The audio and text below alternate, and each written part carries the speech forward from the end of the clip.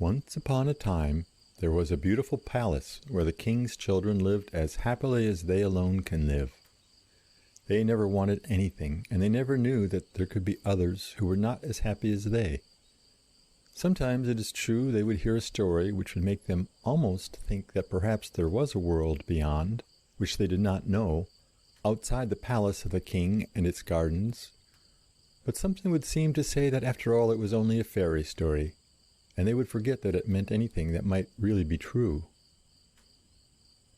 One of the little princesses seemed to think more of these stories of a world beyond the palace garden than the others, and she would sometimes find herself gazing at the sun and wondering if the great world lay beyond the purple forests where the golden-edged clouds shone like dark mountains in the distance. And the name of this princess was Aileen. More and more as she thought of these things, she felt sure that there must be a world where things were very different from the happy life in the palace garden. And in the stories which the children heard, she thought of many things, which with the others she used to pass by without notice. Once they used to hear of no sorrow, no pain, but only joy and peace. Now, in thinking, she sometimes noticed that there were things which were not spoken, that there were things passed by in silence, that there were things which travelers passing through the palace kept back, as though they knew of much which the children must not know, and yet which they would have told had they dared. Questions Aileen asked, and the answers seldom satisfied her, for they never seemed to tell her everything. Every time one of the travelers left the palace to return on his journey, there seemed to be a look of appeal in his eyes, an appeal which only Aileen seemed to see, and which made her wish to follow them for the very love that shone in the kind faces of these strangers. Strangers who told the children stories of things they loved, of wonderful fairy worlds where they were not as in the palace, of worlds where Aileen seemed to have traveled many times, long, long ago. One day she asked her father, the king, "Shall I never go out of the palace, never leave the garden of delight and see the world that lies beyond the cloud mountains, beyond the sunset and the whispering forests?" And the king looked intently at Aileen. "These are strange fancies," he said. "Are you not happy here in the garden?" "Yes, I am happy," she said, "happier than I can tell. But you have not answered me. Is there not a world beyond? Shall I ever see it?" "Some traveler must have been telling you forbidden tales," said the king. "These things I have said may not be spoken in my garden." "No traveler has told me," said Aileen. "I have seen them looking as though they would tell me, but could not, of things beyond the garden, beyond the palace. I have asked them, and they told me nothing. Yet I have felt that I long to go with them. I have felt that I remember strange places, strange sights, things I know not here when they speak. Sometimes even it seems that I hear a voice like my own repeating a promise unfulfilled that must be kept. I will return, I will, it says. And I hear voices calling in the wind, in the rustling of the leaves, and in the silence of the day. Come back, come back. And the birds say, come. The pines whisper to me strange things, and the laughing water in the brooks says, come. What does it mean? I cannot tell you here, said the king, but why do you wish to leave the palace? You are yet young, and there are many, many years of happiness before you.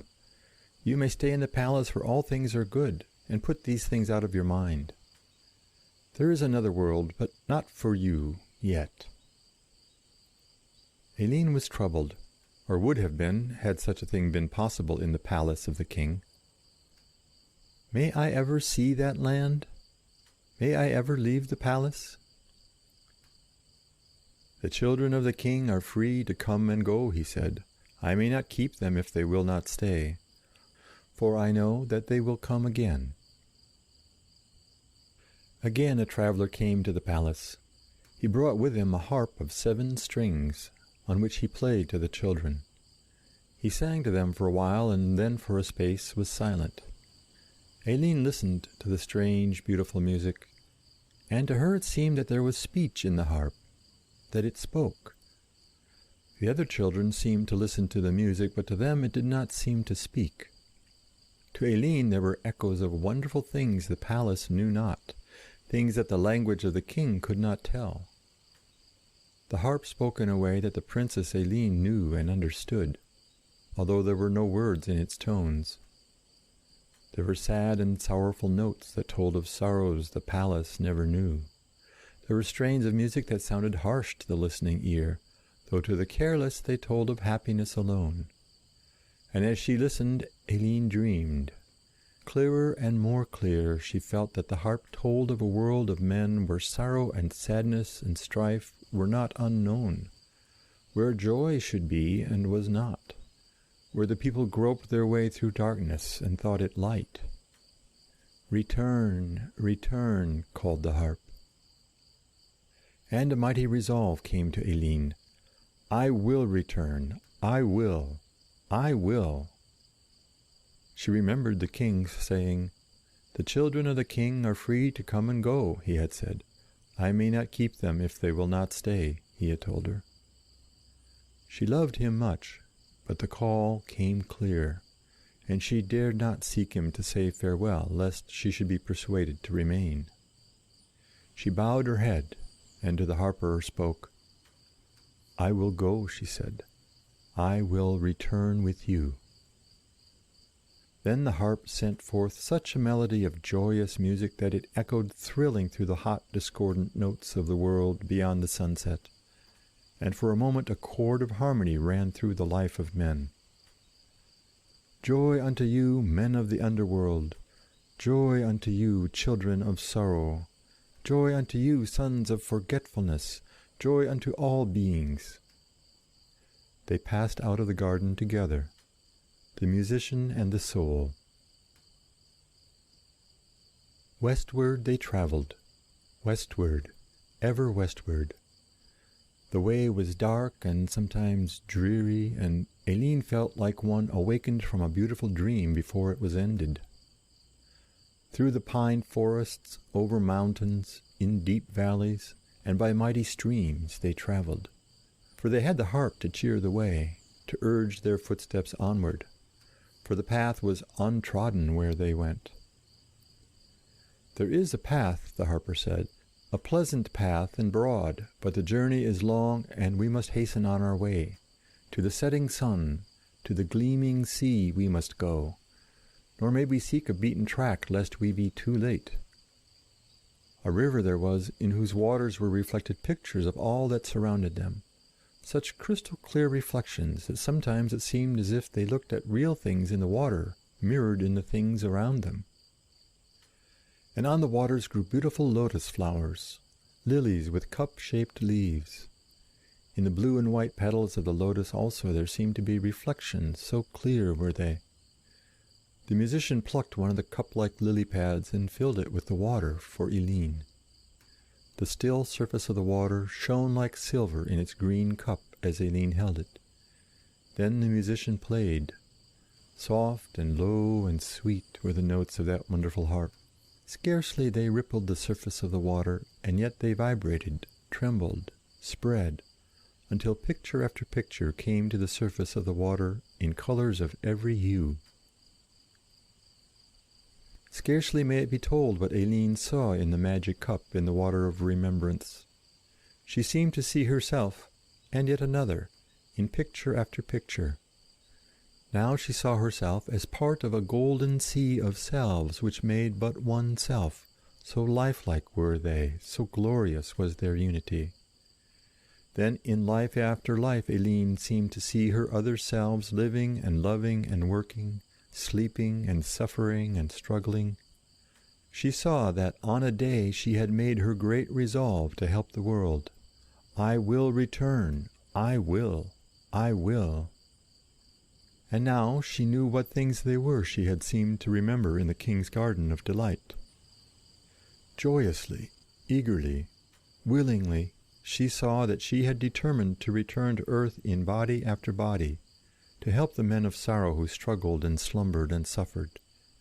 She saw that she had before so done, that her work remained unfinished, to be begun again where she had laid it down.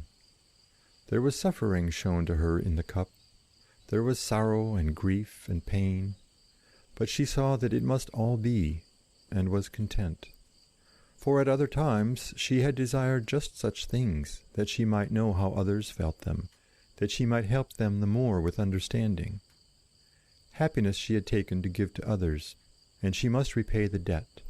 She saw that all things were just, and when the musician said, in a low voice, "Will you yet proceed?"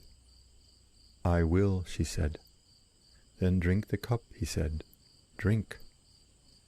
She drained the green cup of the lotus leaf until scarcely a drop remained, and with that draught she forgot all things that had been, the garden, the king, the journey and the vision, and the master harper. All were forgotten. Only there remained dim remembrance as of a dream at dawn forgotten. A little ship stood by the shore of the great sea. Into this Aileen entered. There were other ships, some better, some worse, but somehow she knew that just this, and not another, was the ship she wanted, and none questioned her when she entered. So they sailed away towards the setting sun. Long was the voyage and lonely, for the seas ran high, and all was dark below in the heart of the ship. 9 months they sailed on the ocean, until in the time appointed land appeared. Strange dwellings were there, domes and spires and crowded cities. With wide, wondering eyes, Aileen watched them as the ship passed them by in strange procession. For the men of that land were like none she knew. None of these things could she remember. For she had forgotten even her name at the river of forgetfulness, where remembrances are left in the mirror of the waters until time and their Creator bring them back to life. It seemed as though one of wise and kindly countenance held her as a little child in his arms and whispered softly, "Remember, I will return. I will. I will." A light of happy recollection came to her, and she smiled in reply. He had spoken in her own language, as the harp had spoken, and strangely she seemed to see in him the harper whose music had told her of the sorrowful land beyond the sunset. For this moment she remembered, and then the thought departed. At first the air seemed heavy and oppressive to the wanderer, but by degrees she grew accustomed to it, and even, in time, scarcely felt it. Yet ever and again a dim remembrance of brighter, purer skies came to her. She spoke of this more than once, but others only laughed and said, "The child is dreaming." Because she was no longer dressed in shining garments, they did not know her for the princess she really was.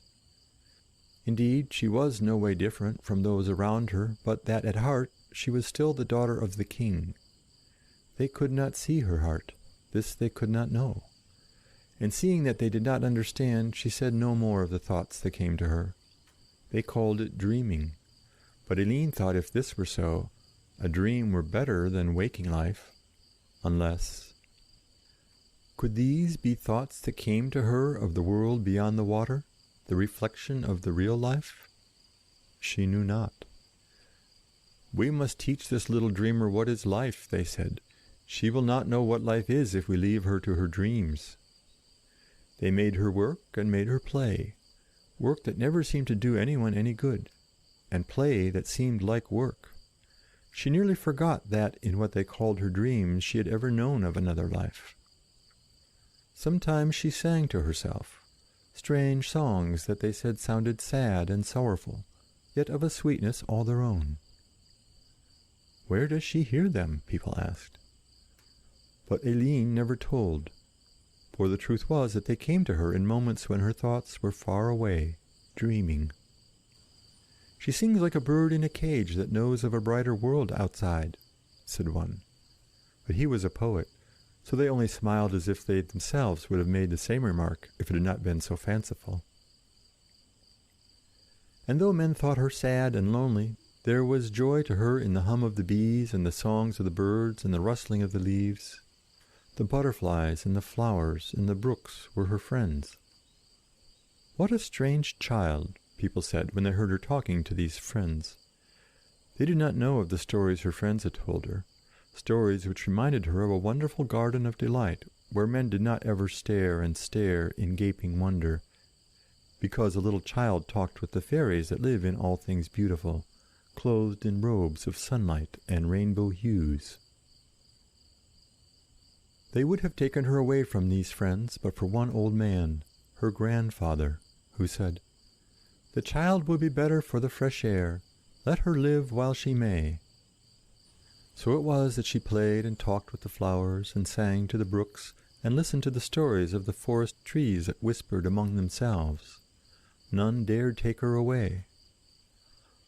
One day she had been for a long ramble by a mighty river, and the sun had sunk to the westward on its journey, but she turned not to the place she called her home.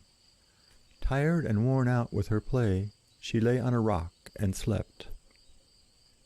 In her sleep it seemed that a touch upon her forehead awakened in her a vision of things she had once known, but had now almost forgotten. There was the king's garden and the palace, and the other wonderful buildings, tall and stately, mighty buildings which seemed to speak of mighty builders, noble thoughts and great men's deeds. Some were even more stately, some more humble than the palace. But in all there was a sense of grander, nobler life than the life those knew who were with her now, and who, laughing, called her a dreamer. And she heard a voice repeating, "I will return. I will. I will." Again she smiled as she recognized the voice. A feeling of intense happiness and content came to her, and she awoke. More than ever it seemed as if that other were the real life, and this a heavy dream. The twilight glow still lingered in the west, and the evening breeze called her to thoughts of home. But she had learned wisdom, and when they asked her where she had been, Aileen said she had fallen asleep in the sunshine on a rock by the great river, which was true. Of her dream she said nothing to any except to the old man, who alone seemed to understand her a little. He did not laugh, but looked with thoughtful eyes, intent, into the distance, away to the starlit sky, and it seemed to her that he was trying to remember a forgotten dream of life. And seeing this, she put her hand in his trustingly, and they two knew well each other's thoughts, though never a word was spoken. It seemed to the old man that the child was leading him along a familiar road to a home forgotten, after many weary days of wandering. "There are some things the heart can say that words can never tell," he said to himself when she was gone. "I think we understand one another." As time passed by, Aileen came to know more and more of that other life, and she longed to tell these things to the people who struggled and surged in hot strife to win the things of the world they knew, never thinking that there was a happier, purer, brighter world. Some thought they knew of such a one, but all except a few made it seem like the one in which they lived, only they made it a little more bright by day, a little more dark by night, and with a little more success in the strife for the things that change and pass away. These she would tell of the nobler life she knew, but they listened not at all. In due time Aileen was sent to school to learn, but her teachers found little that she did not quickly understand. For one thing, she remembered now plainly how in the Garden of Delight everything that was done was well done, were it the telling of a story or the singing of a song or the watering of the flowers that grew in that fair land. All was done with a wonderful thoroughness, and Aileen now felt that she must do all things in that way or leave them quite alone. But often they would teach Aileen things about which she seemed to care little and to understand as one in a dream. Then they would call her attention to the work only to find that she was learning to understand a great deal more than they themselves could tell. It was so with numbers. When they asked her what the numbers were by name, she not only named them all, but told them why they were so named and what each meant. And so with music.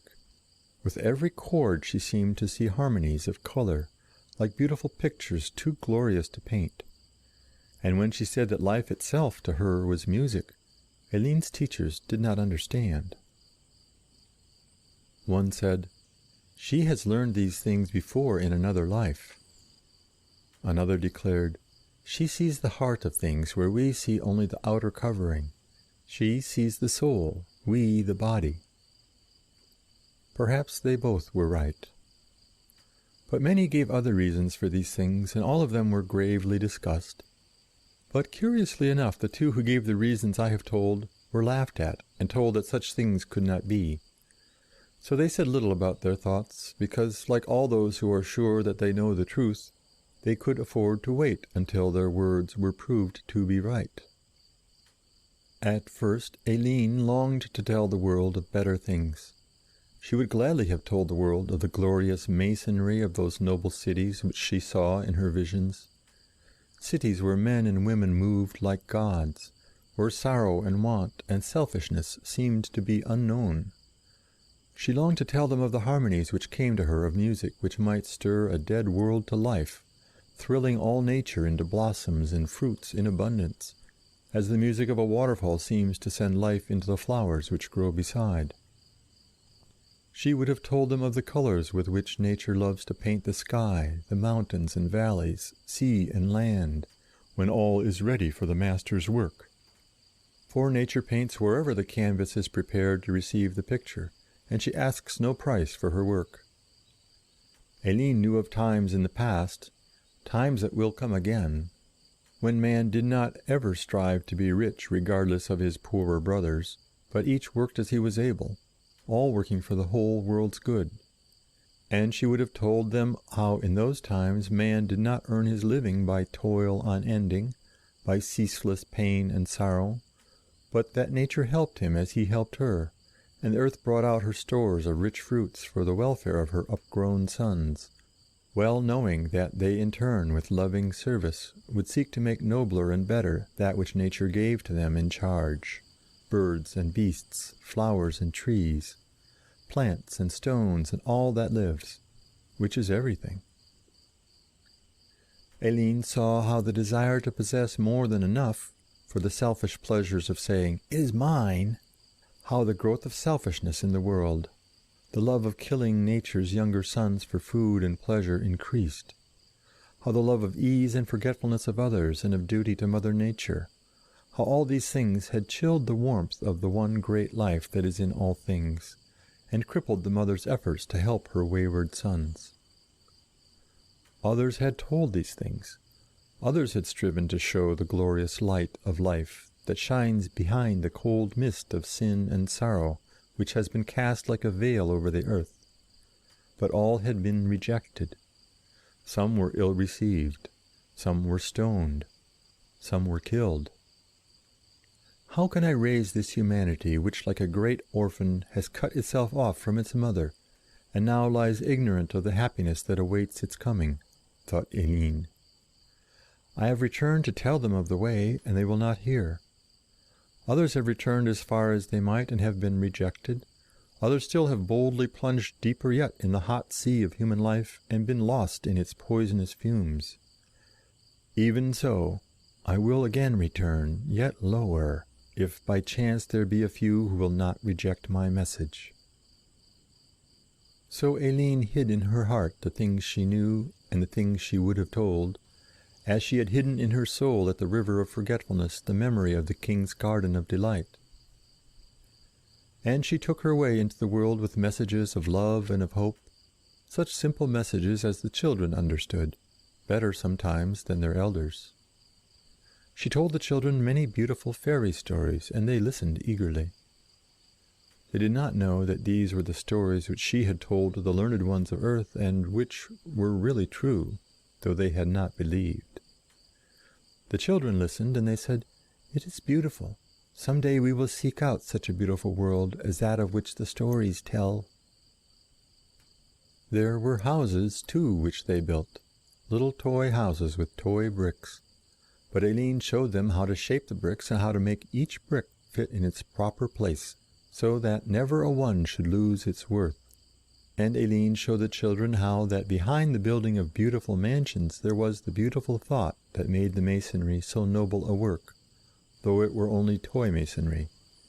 And the children understood. In their games they had done each his best, and they did well. But Aileen showed them games in which they all acted together, even the little ones helping and sharing. It was wonderful to them that they had not thought of this before, because now they found that they could do more than ever they had done when each worked alone and for himself. Near the city where they dwelt was a vast plain full of great boulders, which they could have made into a great park and a beautiful garden, but the people of the city cared not for such things and would not help them. By themselves they knew not how to move the rocks, so it remained a waste of wild growth, except in those places where the children had moved, one by one, and with great difficulty, the smaller stones. Now Aileen bid them take a strong rope. "For," said she, "we will clear that plain, and it shall be for a dwelling and a garden for all." She was thinking of the king's garden. The children looked at her in astonishment as though they wondered if she meant the thing she said. "We have no rope," they said, "and none will give us any." "There is your rope," said Aileen, pointing out the overgrown plain, where, amid the rocks, in the great patches from which they had slowly and painfully drawn the smaller stones, grew masses of pale blue flowers, beautiful, delicate little blossoms, like wind flowers. Again the children looked at her, questioningly, not as the people at first had done, but trustingly, though they knew not what she would have them do, but sought to learn her wishes. So at her bidding they gathered all the ripened stalks of the little flowers and laid them out in the sun as she directed. Almost it seemed a pity to destroy the plants. One little worker asked Aileen of this matter, for he loved the flowers and was sorry to see them gathered and dried. "Does it not hurt the flowers to pluck them?" he asked. "Some say that you can talk with them as with all living things, and you can tell if the flowers do not suffer in the gathering, although they are old and ripe." His was a loving heart, and Aileen saw that he asked this out of no mere curiosity. Gently she touched his forehead with her finger. "Look," she said, "look and listen, for I have opened the seeing eye to you." And the boy looked around in wonderment, amazed, and saw that the whole great plain was full of teeming life which he had not before seen. Fairies and elves peeped from every flower, gnomes and earthmen worked and played and danced among the boulders, and where before was silence but for the rustling of the leaves in the breeze, there rose a murmur of many voices, like the humming of bees in the sunshine. The boy listened, and at once he knew what the flowers were whispering. "There is a saying that the flax people are being used for a mighty work," said one little blue fairy to another. "I heard a bee spreading the news," said another. "All the flax people are asked to give their dresses to help in clearing the plain for a palace and a garden where the kings may dwell. Not kings of earth and of little cities, but kings of wisdom whom nature loves to obey, and we among her children." "Body after body have I grown," said the other. "I have struggled and striven to grow useful in this glorious brotherhood of nature, and my only success seems to be that I have a pretty head. It is good to be beautiful, perhaps, but I've always thought that I would sacrifice my beauty for a chance of sharing in noble deeds." A butterfly that had stopped to listen now spoke to her. "You have waited, and now you will have your reward, for surely your body will be taken to help in the work that is going forward. The flax people have indeed lived to good purpose." "They certainly do not seem afraid to die," said the boy to himself. And as if in answer to his whispered thought, the little flax fairy said, "Of course we are not afraid. I have been told that there are giants of men who really think that when they leave their worn-out stalks, bodies they call them, behind, they live no more, or at least are not sure what becomes of themselves. But it cannot be true. It must be a fairy story," laughed the little elf. They must know, as we know, that all things sleep a while and then take new bodies like dresses woven while they worked in their last awaking which men call life. And then one day we know that we shall have woven dresses so fine that we shall be free to leave them as the butterfly leaves his dull-hued robes and spreads his bright wings for flight into the grand unknown, which we all long to know. "But how do you know that these things are so?" asked the boy. "How do I know that I am alive?" answered the Flax Fairy in a murmur. Fainter grew the voices, and the vision faded from the boy's sight. He knew not how long it was he stayed there, but after a while he awoke with a start to find that Aileen was no longer with him, and that he had slept among the flax in the sunshine. "It must have been a dream," he said. But he did not believe it was a dream, for all his words. And really the flowers seemed to him to bear a new life after that wonderful vision which came to him when Aileen gave him for an hour the seeing eye. Working with the others joyfully and happily without a moment's pause or one thought of failure, they saw quickly growing an immense heap of beautiful fine white thread. The children had helped the flax to grow, and now, in turn, it aided them to clear more ground. For in no long time all was finished, and before them they had a mighty rope, growing greater every day under their leader's eye. One strange thing there was about the rope, for there were golden threads interwoven which the children did not remember having seen among the flax, and they wondered. But Aileen only said, "It is golden flax." Whatever it was, it shone brightly in the sun until it looked like a ray of real sunlight in the rope. One little child said, "It looks like a brother to the sun." "Perhaps it is," said Aileen, and smiled. The work grew apace, and the play grew apace, because the children scarcely knew which was work and which was play. They seemed to have found something better than both. Stone after stone, rock after rock, was encircled with the cord and triumphantly drawn by that merry army of children to the edge of the plain. Clearer and clearer grew the space. Where before the stones had been, little pools of water formed, while round them grew masses of beautiful flowers, among which was a new crop of the little blue flax, stronger and better grown than any that had been there before. Gradually there grew up a great wall of rock around the plain where the boulders were drawn by the children, for each was taken to its nearest boundary, as Aileen told them this would be the simplest way to clear the plain. Some mighty rocks yet remained in the center of the plain, but the children had so seen the wisdom of their leader that they doubted not that these too would be removed without difficulty, although how this was to be done they could not tell. And as the work was nearing an end, they did as their leader bid them in perfect trust. Actually, they put their ropes around a rock which some said was like a small mountain. They pulled with a will, but the rock moved not. Still they pulled, willingly and with all their might, for now they had grown strong until they scarcely knew their own powers.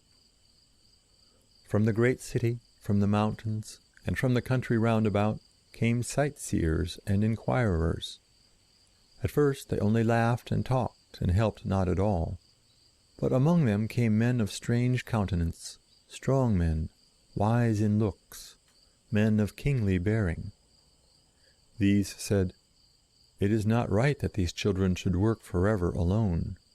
And they too, with strong grip of a strange sort, laid hold of the golden ropes, seeing which the idlers too came and helped, until with a mighty song of joy the children saw the great rock move, slowly at first, then faster, faster, until with a run they had placed it in a far corner of the great plain, standing like a sentinel to the north. Another and yet others followed. East and south and west, the unhewn boulders stood like guardians of the plain. A circle of 12 yet remained in the center, like giant pillars supporting the sky. But these, Aileen said, should stand, as also some smaller ones which were placed across their tops like great beams resting upon a doorway. How this was done I cannot say, But there is a saying in the city that in the night before they were found placed high above the giant circle, the sound of a great and joyous song, a hymn of power, was heard like the tones of a great bell shaking the houses with its vibrations, and putting men in fear of the destruction of their city. But at sunset the children had not returned from the plain, so that they were not in the city when this happened. And not until the sunrise did the people flock to the doors and windows for a glimpse of the joyous army that marched in their streets.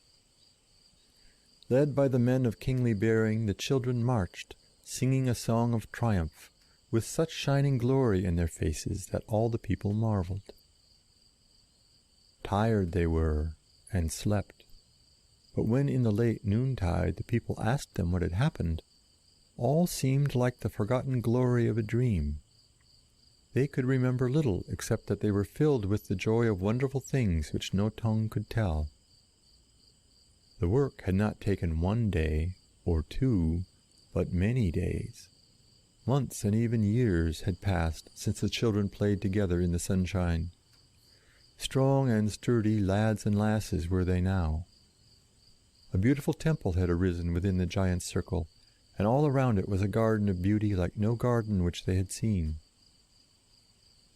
But when Aileen looked amid the rare flowers and found a little purple star with heart of gold, she knew that it was a flower from the king's garden, and she was glad that it could grow where all was rock before. There were great purple pansies, too, like thoughts from the palace in which Aileen had lived. Now it was that the children came to the temple to learn of Aileen, and she taught them the wonderful truths which she knew. To them she told the wonderful things that have been, and the more wonderful things that may be, if men will only try to bring them about. She taught them things so simple that they often wondered why they had not already known them without the telling. They did not know that there was a good reason why it should be so. Aileen taught them, too, how by all working together for the welfare and progress of all, there is no task we may not overcome. "We know it," said the children, remembering the waste of rocks in the plain where now the garden stood and the temple. "Each by himself can do much, but all working together can move the world," she said. "Now I will tell you a strange thing, which is yet true. For we are not at all separate from any other thing in the world, but the same nature is in us as in them, in the rocks and the flowers, in the forests and streams, in city and mountain, in air and fire and water, just as the rocks and this temple are of the same stone, although they differ in shape. And if we only will, we can make all our rocks into beautiful, glorious temples. When the world of men has learned this lesson, the earth itself will become a mighty temple, that the wise teachers of old, whom men call gods, may come to us again and live with us in peace forevermore. And it shall be known that music is life. For in music is harmony, and by harmony all things live, each note in its own place, doing its perfect work, be it great or small. For this, too, is a brotherhood of harmony." Because in those days the people listened to the teachings from the temple and to the great ones who came to dwell therein when it was finished, and who taught the seekers after truth through their messenger Aileen, there were happiness and joy and peace in all the land. Men became nobler as they thought of nobler things than had hitherto been their custom. Seeing the beauty of the temple and the mighty work that comes of aiding nature, working in unity and harmony, they also built their houses to be like the temple. Stone they used for brick. Beautiful they built them within and without, and they labored to make their dwellings fit temples for the gods. For it was said among them that sometimes strangers would visit their city, and seeking entrance would dwell with them a while where they found a welcome. And it was noticed that always they came to such dwellings as those where the beauty and harmony of the building showed beauty and harmony within. And when they left the house, there always seemed to remain a memory of their presence, as a ray of light at sunset leaves a memory of joyous days, and a sense of hope for brighter days yet to come. When this thing happened, the neighbors would gather together, and it was said, "The master has built the house." Then the great beam which rested on the pillars of the doors was lifted, and where it had stood was built an arch of stone, and last of all was dropped in place the keystone which held the arch. And there was great rejoicing, for the people said, "The house is finished." Some there were who would have lifted the beam and built the arch, but unless the master had been in the house, always some accident would occur and the house be destroyed. In the center of the arch was placed a great light which was ever kept burning, for it was fed with oil of gold which never burns away, but whose smoke ever turns to oil again. Each light was like the greater light which ever shone from the dome of the temple, a light to lighten all around. Such light as it was said went out to the world from the temple itself in the knowledge of the laws of life and of all things good and great and beautiful. Never was the light to be put out, lest harm should come. Day and night it was held a sacred duty to guard the light. When that light shone, there was peace and plenty in the land, for fellowship made life joyful. Some called that glorious time the Golden Age. Some there are even now among us who will bring that golden age again to earth as then, through brotherhood and the joy of life. That misery shall not always be among us, nor poverty, sorrow, and pain. But there came a day when messengers from far-off lands came over sea a great journey to the temple, and to Aileen they told the despair and want and the madness of unbrotherliness that men knew in the countries whence they came, countries where the light shone no longer. Of wars and of famines they spoke, of poverty, oppression, and crime. Aileen's great compassion could not be silent to appeal. "From these things I say humanity shall be saved," said she. "I have a duty here, but there are guardians in the temple, and the call comes loud to me from the world beyond. I will go."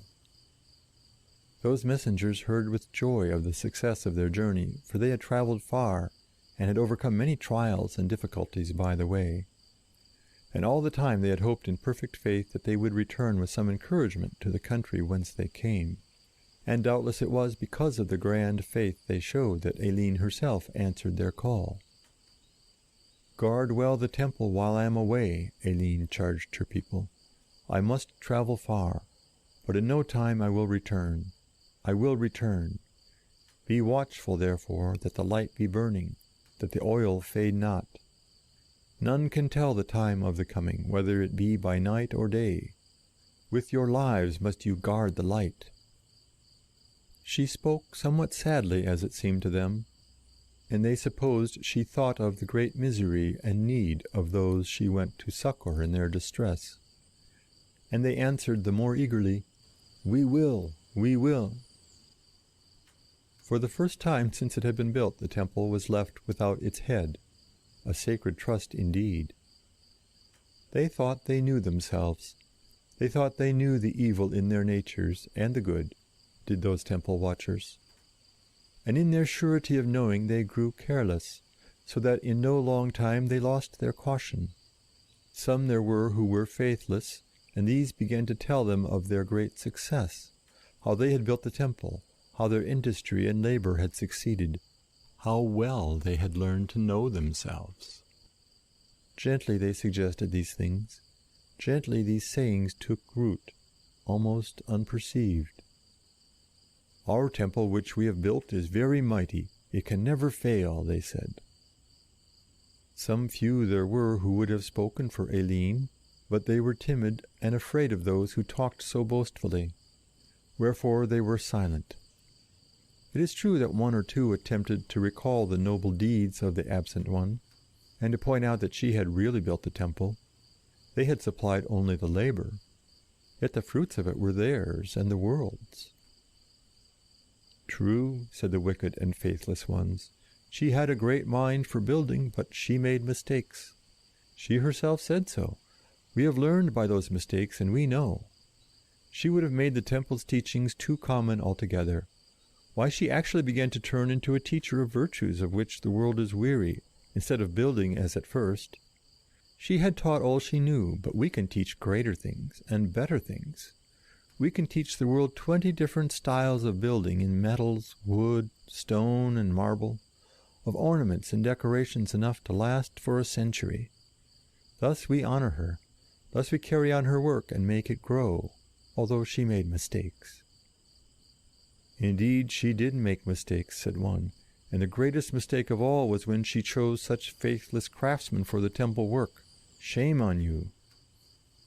"O faithful one," said they, "such faith deserves a great reward. To you we will entrust the duty of finding her. We will give you all you need for the voyage, a ship and provisions enough for a year." So those treacherous ones cast adrift on the ocean the one who remained faithful, and those others who would have spoken out for their absent teacher were silenced against their own better natures, for those wicked ones had been great among them, and they were afraid. It was thought that in no long time the winds and waves would destroy the little ship with its lonely voyager. Yet with stout heart, knowing that he might not return alone, he held on fearless and determined. Sometimes it seems that those who so follow the voice of their inner wisdom in dauntless courage are helped by nature, as though she ever loved such brave hearts. I have heard the story told how the great Columbus, who found a new world, was beset by his followers to return. How nature sent him messages that he was nearing land, birds and driftwood, branches of trees and floating weed.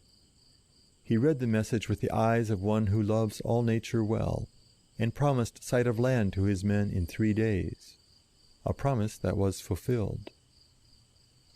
So it was that the little ship with the one who remained faithful did a greater work than ever those desired who sent it.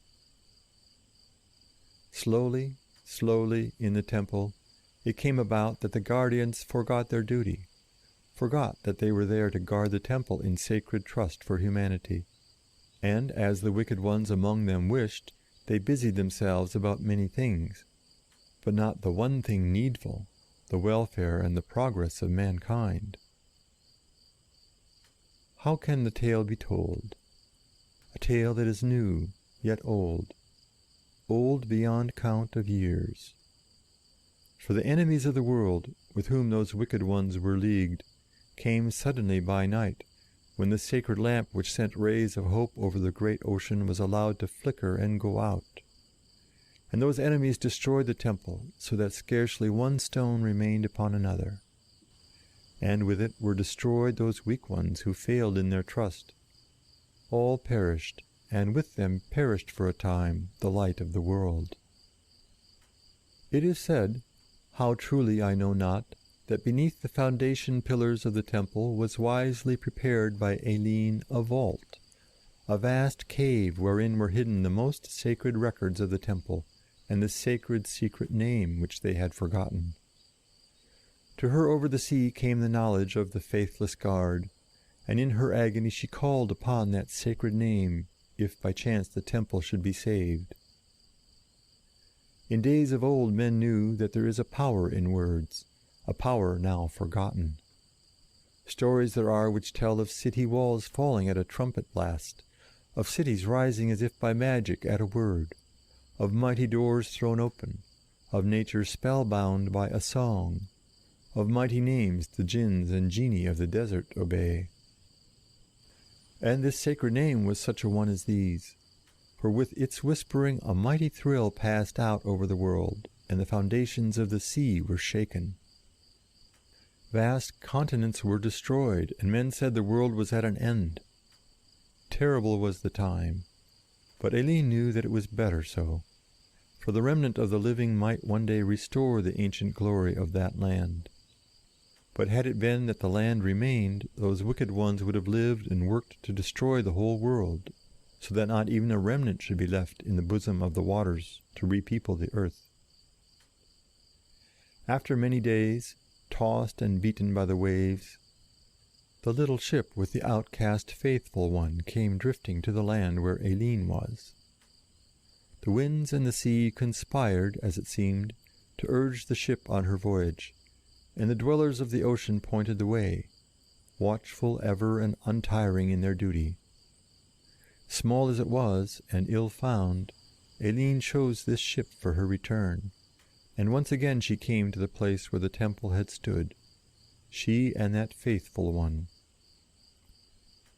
She gazed at the ruins of that sacred spot, and sadly looked at the tops of the mighty pillars just rising above the waves of the sea, which at times filled the arches in between so that no man might pass beneath. Unseen guards there were, Aileen knew, guards who would keep that spot free for future generations of a world to come. Water nymphs, sea sprites, and earth goblins, undines, gnomes, and sylphs dwelt there as sentinels of a sacred trust, and Aileen was content to go. For, she said, the secret vault of the sacred name yet stands intact until these same faithless ones shall come again, purified by many wanderings and trials, and shall again guard that new old temple with me. That time they shall not fail. And a ray of glorious hope shone in her face as she left the ruined temple. "I will return," she said. "I will return."